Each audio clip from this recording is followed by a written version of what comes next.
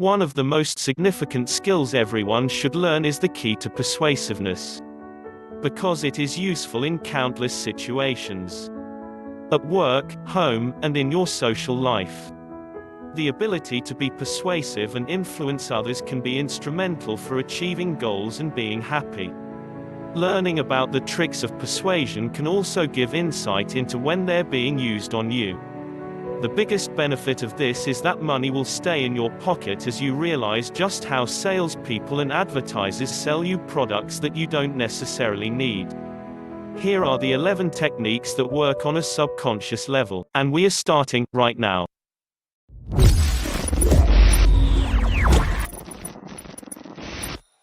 Hello, I'm Ned, and welcome to Uber Mind, the YouTube channel that educates you on your mental health and self-improvement journey. For more content just like this, make sure to subscribe to the channel and click the notification bell so that you are the first to be notified when there are new video released.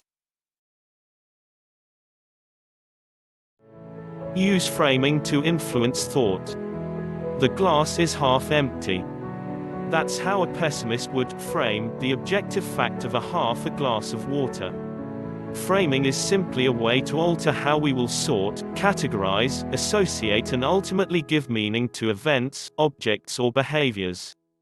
The headline, "FBI agents surround cult leader's compound," creates a mental picture vastly different than "FBI agents raid small Christian gathering of women and children." Both headlines might be accurate, but the words used alter the associated internal images and feelings and thereby change or alter the meaning that a person will give to the objective events. Framing is frequently used by skillful politicians. For instance, politicians on both sides of the abortion debate cite their positions as pro-life or pro-choice. Because pro has better connotations than anti.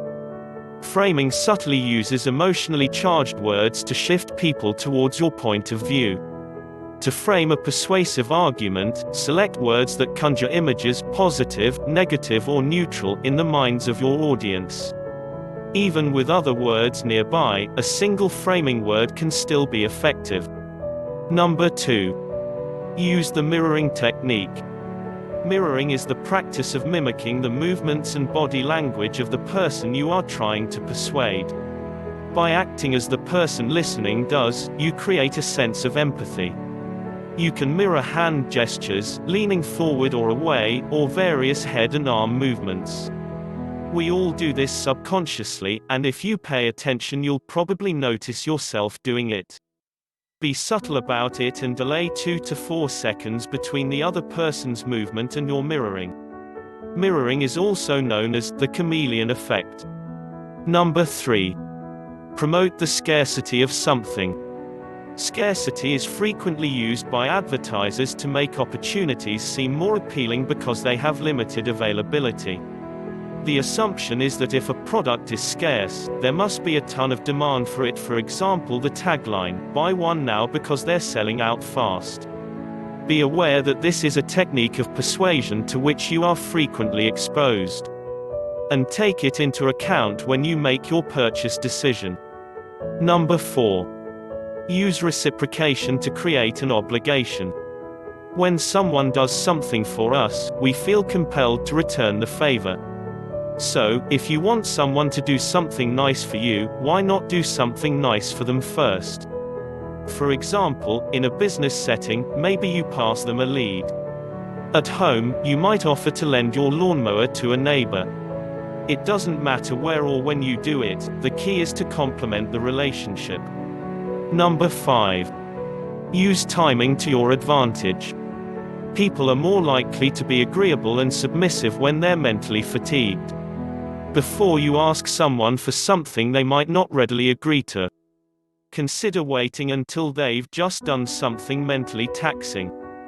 This could be at the end of the workday when you catch a coworker on their way out the door. Whatever you ask, a likely response is, "I'll take care of it tomorrow." Number 6. Use congruence to obtain a wanted outcome. We all try, subconsciously, to be consistent with previous actions. A technique used by salespeople is to shake your hand as he is negotiating with you. In most people's minds, a handshake equates to a closed deal, and by doing this before the deal actually closed, the salesperson is more likely to actually close it. A good way to use this yourself is to get people acting before they make up their minds. For example, if you were out and about with a friend and you wanted to go see a movie but the friend was undecided, you could start walking in the direction of the theater while they are considering it. Your friend is more likely to agree to go once he or she is walking in the direction you set. Number 7. Use fluid speech. When we talk, we often use little interjections and hesitant phrases such as or I mean. And of course there is the ubiquitous like. These little conversation fillers have the unintended effect of making us seem less confident and sure of ourselves, and thus less persuasive. If you're confident in your speech, others will be more easily persuaded by what you have to say. Number 8. Use herd behavior to influence a decision. We constantly observe to those around us to determine our actions. We have the need for acceptance. We are far more likely to follow or be persuaded by someone we like or by someone who we see as an authority. An effective way to use this to your advantage is to be seen as a leader even if you don't have the official title. Be charming and confident and people will place greater weight on your opinion. If you're dealing with someone who isn't likely to see you as an authority, such as a superior in the workplace, or your significant other's parent, you can still take advantage of herd behavior. Casually praise a leader who that person admires. By triggering positive thoughts in that person's mind about a person they look up to, they'll be more likely to associate those qualities with you. Number 9. Offer a drink. Give the person who you're persuading a warm drink, tea, coffee, hot cocoa, to hold while you're talking to them. The warm sensation of the drink in their hands and their body can subconsciously make them feel like you're an emotionally warm, likable and welcoming person. Giving them a cold drink can have the opposite effect.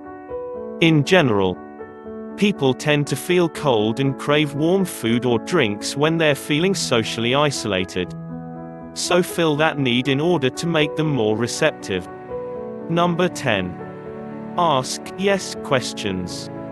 Begin the conversation with questions that generate a yes response, such as, nice day today, isn't? You're looking for a great deal on a car, aren't you? Once you get someone saying yes, it's easy to get them to continue, up to and including, yes, I'll buy it. The best counter to this is to make non-committal answers. But make sure your wife knows why you don't think she looks all that nice today. Number 11. Break the touch barrier. Whether you're closing a deal or asking someone on a date, touching them in a subtle and appropriate way can improve your chances by subconsciously activating the human desire to bond. In a professional field, it is usually best to touch someone verbally by offering reassurance or praise, as a physical touch can be interpreted as sexual harassment.